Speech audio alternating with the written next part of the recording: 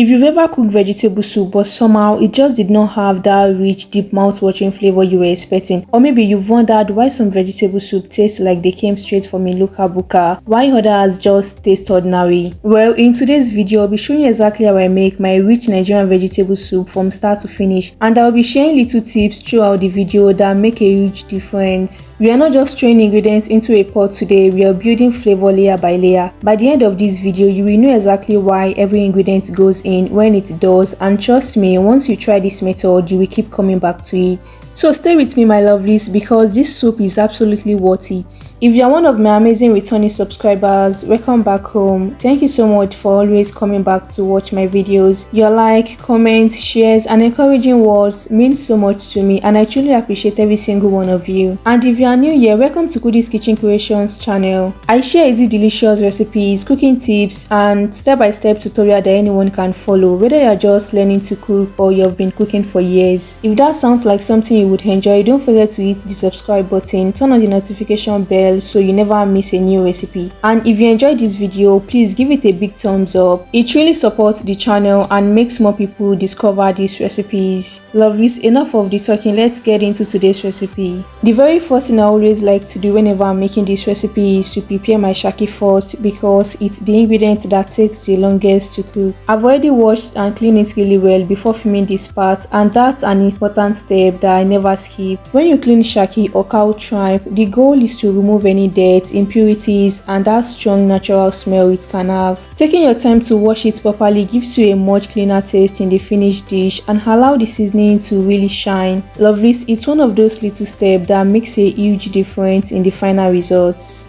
I add ginger powder, onion powder, curry powder, chili flakes, oregano, 1 seasoning cube, a little salt and plenty of chopped onions.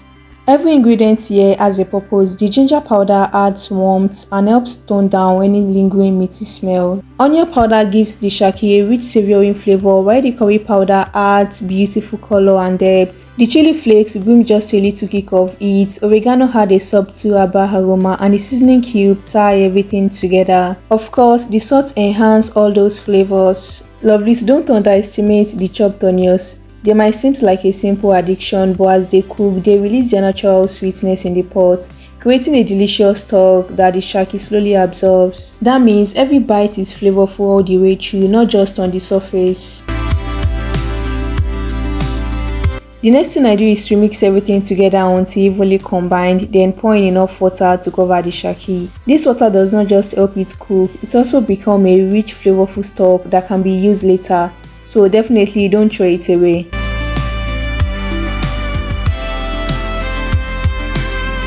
I cover the pot and let everything cook over medium heat until the shaki is nice and tender. This part takes a little patience because the shaki naturally needs time to soften, but trust me, it's worth the wait. Now let's move on to the fish. For today's recipe, I'm using Panla fish, and if you've cooked with Panla before, you already know it usually comes covered in tiny scales. So before anything else, I place them in the zinc, then grab my knife and carefully scrape every single scale off.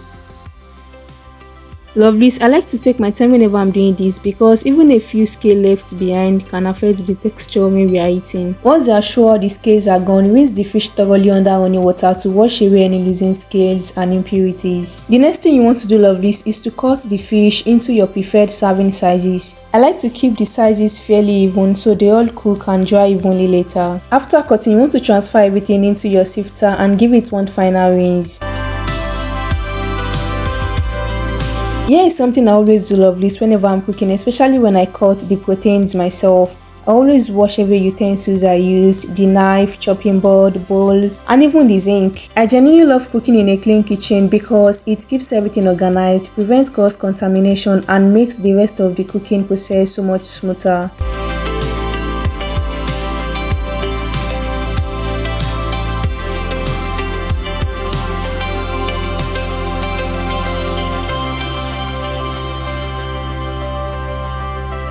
After some minutes, I check on our shaki and look at that. This is exactly what we are looking for. It's nice and tender, the onions have completely softened into the stock and you can already tell how much flavor has developed. I set it aside for now so that we can prep other ingredients. I go ahead and debone my mackerel fish. This is one step I never rush because I don't want anyone worrying about fish bones while enjoying the soup. So I carefully flake the fish apart with my fingers, checking every piece as I go. It takes a few extra minutes, but it makes eating the finished dish so much enjoyable.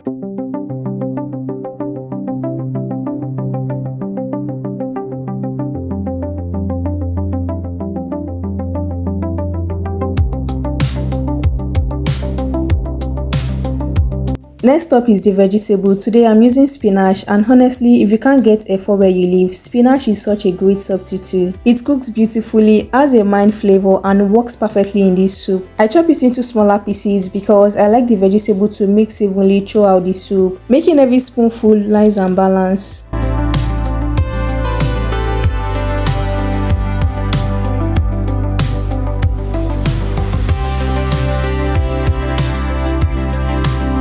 The next thing I do is to pour hot water over the spinach to blanch it.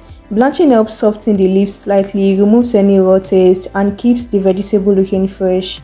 I never leave it sitting for too long because I still want that beautiful green color and a little bite. As soon as it's slightly blanched, I pour in ice cold water. This immediately stops the cooking process and locks in that vibrant green color. After that, I rinse thoroughly, then squeeze out the excess water.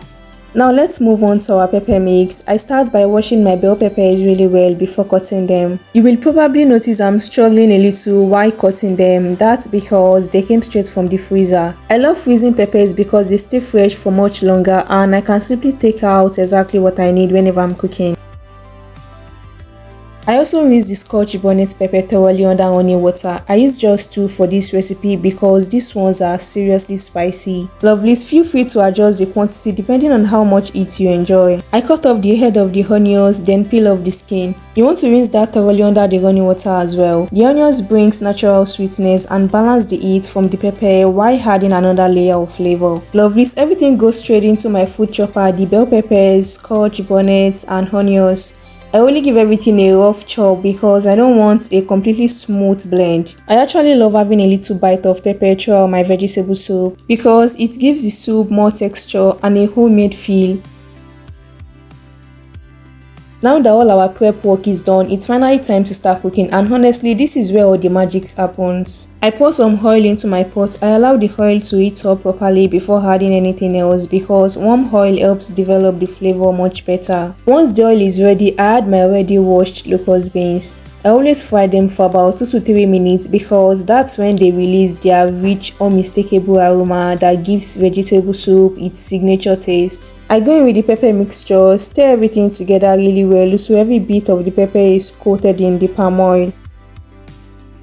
Then I cover the pot and let it fry until the moisture reduces and the oil begins to rise to the surface. Now look at that beautiful color, lovelies. At this point, I add my ground crayfish, seasoning cube, and just a little salt. The crayfish adds so much depth and umami to the soup. Then I give everything a really good stir so all those flavors are evenly combined. In goes my Panla fish. I already have fried it, but you can deep fry yours if you want, along with Shaki and my leftover chicken. I love to add my proteins early because it gives them enough time to simmer in the pepper mixture and absorb all those delicious flavors. Gently stir everything together, be careful not to break the fish, then cover the pot again and let everything cook together for another few minutes. After a few minutes, let's check what we are cooking. Lovelies, at this point, the aroma in the kitchen is super incredible. I carefully remove the Panla fish from the stew and set aside. It's already absorbed plenty of the flavor and I don't want it breaking apart while mixing in the remaining ingredients. Now I had my deboned mackerel since all the bone have already been removed, so I can simply fold it into the stew without worrying about anyone finding bones later. Cover the pot once more and let it cook for a couple of minutes. The moment we have been waiting for, lovelies, in goes the spinach. Just look at that beautiful green color. I gently fold it into the stew until every leaf is coated in that rich flavorful sauce. I don't stir aggressively because I want the spinach to stay vibrant and the mackerel to keep its texture.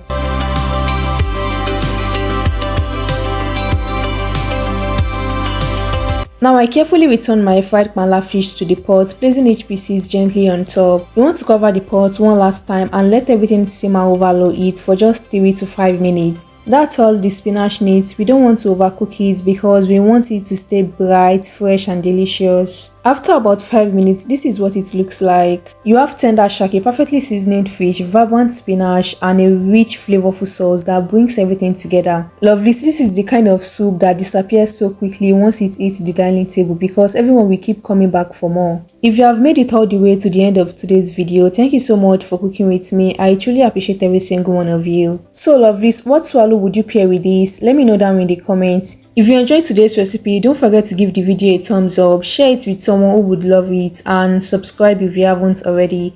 Thank you so much for watching, and I will see you in my next delicious recipe. Bye lovelies!